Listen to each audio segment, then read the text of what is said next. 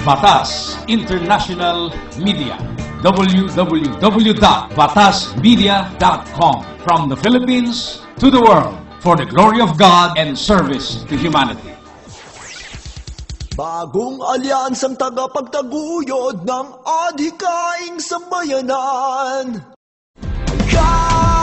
Kababayan ko, gagawin mo ang batas.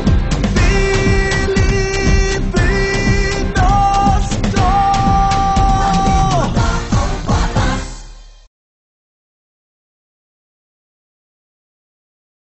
Salamat sa Diyos, sa ngalan ni Jesus.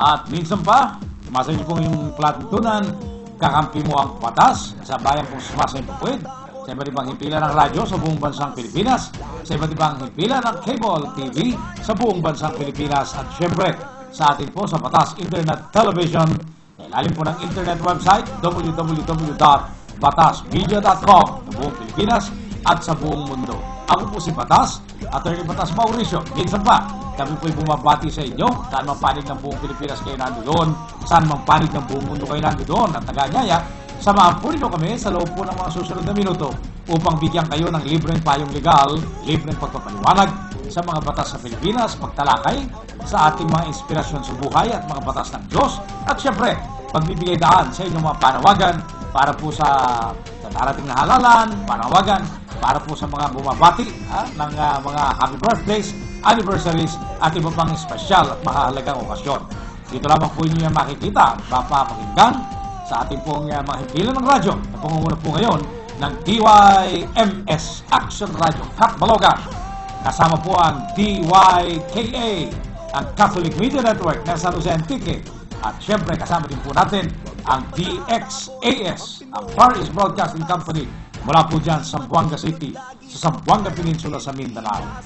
At kasama po natin ang iba't ibang cable television, Luzon, Visayas at Mindanao. Lalo na po itong cable TV na ito, kung saan napapanood po ninyo ako ngayong araw na ito habang ako'y nagsasay po po dito po sa mga himpilan ng radyo at syempre sa Batas Internet TV, www.batasmedia.com. Maaari po kayo mag-text kay Attorney Batas Mauricio at ang number na gagamitin natin ngayong araw na ito para po sa inyong mga text messages ay 0928-438-3022. Ulitin po natin, isulat po ninyo, kayong mga nakikinig sa amin sa radyo, kayo po mga nanonood sa cable TV, ipa-flash po namin sa inyong screen, ganun din po sa inyong mga nanonood dito po sa Batas Internet Television. Naka-flash na po sa cable, naka-flash na po sa Internet TV. Ulitin natin minsan pa ating telepono, 0928-438-3022. Alright? And we welcome not only our fellow Filipinos to this program, but more so, our foreigner friends who are watching us right now through the internet or perhaps through cable TV and wanting to participate. You can join us in this program by texting us your messages or your questions. We will entertain not only questions but even messages and even greetings. So please send them over by text through 0928-438-3022. That's our number over here at Kakampi Mo ang Batas. The law is on your side. This is a regular program appearing in all cable televisions in the Philippines, Luzon, Visayas, and Mindanao, as well as in the Philippines and in the whole world through Batas Internet TV. As we say, Batas Internet Television under www.batasmedia.com, from the Philippines to the world for the glory of God and service to mankind. Yan. Mula sa Pilipinas, para sa mundo, papuri sa Diyos at paglilingkod sa tao. Yun po yung aming tagline sa Batas Internet TV. Tumangan po tayo sa ating inspirasyon sa buhay. Unahin po natin ang pagbibigay ng inspirasyon upang magamit po natin batayan ang ating iniisip, sinasalita at ginagawa. Magamit po natin para sa ating katagumpayan, para po sa ating kapayapaan, kaligayahan, at syempre, kalusugan ng ating mga katawan. Ano po ang ating inspirasyon sa buhay ngayong araw na ito?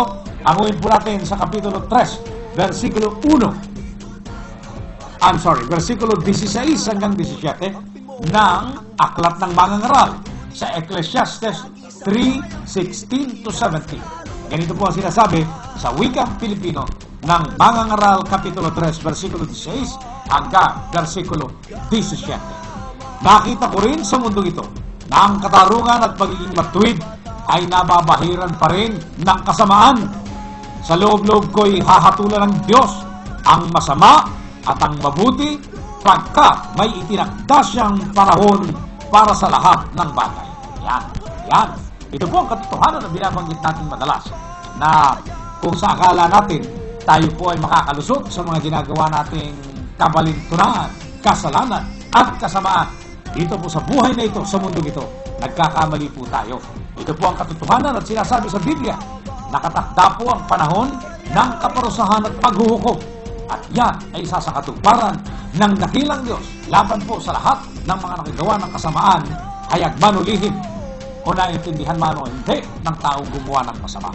Kaya napakabuti po para sa ating lahat na magsumikap, alamin kung ano ang mga utos at tuntunin ng Diyos sa pamamagitan ng pagbabasa ng Biblia araw-araw at pagkatapos gawin po natin batayan ng ating iniisip, sinasalita, ginagawa ang mga utos at tuntunin ng Diyos na mababasa natin sa Biblia. Nang sa ganon, pagdating ng takdang panahon sa ating pagharap sa dakilang Diyos sa araw ng paghuhukom, makakasigurado po tayong hindi kaparusahan ang tatanggapin natin. Makakasigurado po tayong pabuya at pagkilala ang ibibigay ng Panginoong Diyos sa atin pagdating sa kanyang harapan. Ganun po ang katotohanan. So, timigilan na po ang kasamaan, tigilan na po ang kasalanan, tigilan na ang paggawa ng hindi mabuti. Gumawa po tayo ng mabuti at ang pinakamabuti, tanggapin natin si Jesus bilang Diyos at tagapagligtas. At pagkatapos, alamin ang mga utos at tuntunin ng Diyos na nakasulat sa Biblia at yun ang ating gagamiting batayan ng ating iniisip, sinasalita at ginagawa sa lahat ng sandali ng ating buhay. Tama na ang buhay na mahirap. Tama na ang buhay na salat. Tama na ang buhay na walang pera. Tama na ang buhay ng kabiguan. Alisin na natin lahat yan. Magpasakop tayo sa Diyos. Basahin natin ang Biblia at sumunod sa kanyang mga utos upang ang katagumpayan, kabutihan, kapayapaan at kalusugan ay ating makakamtan. Salamat sa Diyos. Ang ngalan ni Jesus, yan po ang ating inspirasyon sa buhay. Okay, ulitin lamang natin ito. Pinagkunan, Mangangaral 3, 16 hanggang 17. Subukan po niyong buksan ang inyong mga Biblia at basahin yan. Yan. Salamat sa Diyos. Sa ngalan ni Jesus, dumako na po tayo sa ating mga susunod na bahagi ng ating palatuntunan at bigyan daan po natin ang ating mga nagtatanong sa pamamagitan po ng texting. Pwede kayong magtanong sa pamamagitan po ng text messages. Mag-text po kayo kay Atty. Batas Mauricio sa 0928-438-3022. 0928-438-3022. Yan po yung numero ni Atty. Batas Mauricio ngayong araw na ito. Alright? Doon po sa mga kandidato, ha? Mga kandidato, abay po pwede po kayong mag-text sa amin. Ibigay po ninyo sa amin ang inyong pangalan, ang inyong posisyong tinatakbuhan, at pagkatapos ang lugar kung saan kayo tumatakbo. At nang sa ganun, doon kayo maiboto. Baka mamaya nyo, nagpadala kayo sa akin ng pangalan at ng posisyon, di ba nyo binanggit ang inyong lugar. Eh yung nakikinig sa atin o di kaya nanonood sa atin doon sa Hulo-Sulo. Yan. Eh ba baka mamaya doon kayo iboto. Sayang ang boto ninyo. Ha? Okay? Kaya mapa barangay o di kaya mapasangguniang kabataan. Sige po, i-text nyo po sa amin at bilang paglilingkod bayan, libreng serbisyo ng kakampi mong batas sa DYMS Action Radio Katbalogan, DYKA Antique, DXAS, Far East Broadcasting Company sa Buanga. Bibigyan daan po natin ang inyong mga pangalan, ang inyong mga posisyon at ang inyong mga barangay. Salamat sa Diyos. Ang ngalan ni Jesus, lumako na po tayo. Narito na po yung mga nagtatext sa atin at bigyan na natin upang magkaroon tayo ng pagkakataon na matugunan ang kanilang mga katanungan legal. 0916-326-7801. Good day, Atty. Batas Mauricio. May anak po kami. At isa pong bading. Sumama po siya sa isang lalaki, subalit ninakaw po niya ang pera namin. Kung pwede ba namin siyang demandahin dahil sa kanyang ginawang pagkuha ng pera namin bago siya sumama sa ibang lalaki. Wow, kawawa naman po ito. 0916-326-7801. Salamat po sa inyong katanungan. Pero napakabigat naman itong suliraning binibigay niyo sa amin. Alam po ninyo, bagamat napakabigat, hindi na po yan ordinaryo. Marami na po yung ganyang klase ng tanong na dumadating sa atin. Opo, dito po sa ating gawain sa pagbibigay ng libreng payong legal.